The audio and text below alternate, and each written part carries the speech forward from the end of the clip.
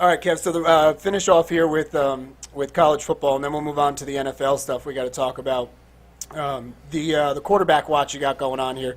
Give us the numbers and your breakdown on how good, or I guess this week how bad they looked. Well, so we went over Rosen. I mean, he was top flight. He separated himself from the pack. Like I said, going in, I didn't know if we were going to get a touchdown from any of them.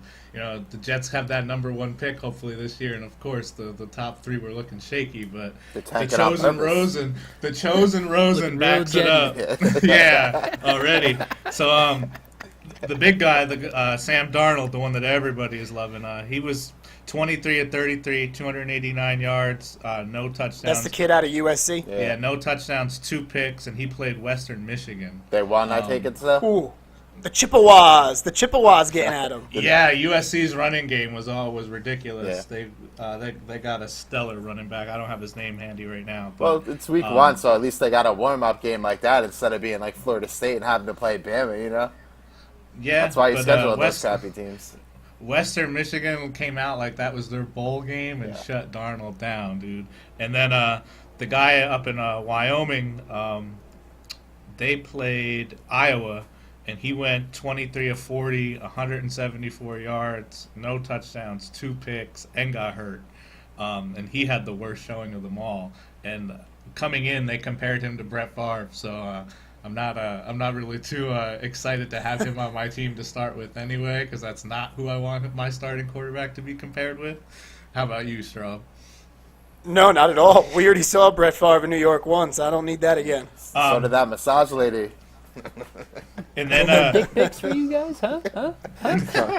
And then just two wild card QBs that were out there that were in the top 10 to start the season. Hall of Famers sending dick pics. That's fine, baby. Check out number 4. The biggest one. All 4. All 4. Give it to her for 20. So Oklahoma's quarterback Baker Mayfield went 19 of 20 for 329 yards and 3 touchdowns in the first half. He sat the second half. And then McCoy's boy McSorley on Penn State. McSorley. That's Rich's boy. 280 yards, 2 touchdowns, 1 pick, and then he had 48 yards rushing and 1 touchdown, so he was all over the place. And they Anybody won like on Penn 56 State is Rich's boy, on the Zippers.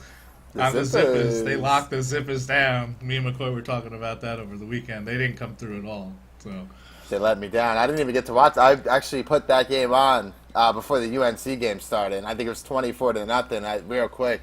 I was like, yeah, I'm good. Then I tried to watch your boy Surratt on UNC. Your boy. Yeah. Your boy. Our boy. Jazz. I'll tell you what. I'll tell you what. A lot of people aren't going to know anything about anybody on North Carolina.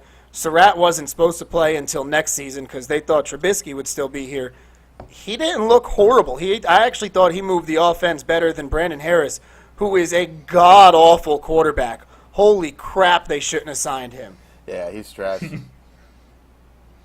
Terrible. He couple interceptions. There's overthrew wide-open receivers. He was just bad. So hopefully Surratt will actually stay in, and we can mess up again, Kev, because we could have gotten Mitch Trubisky. Maybe Surratt will be Mitch Trubisky 2.0. That's a great name for a Jets quarterback.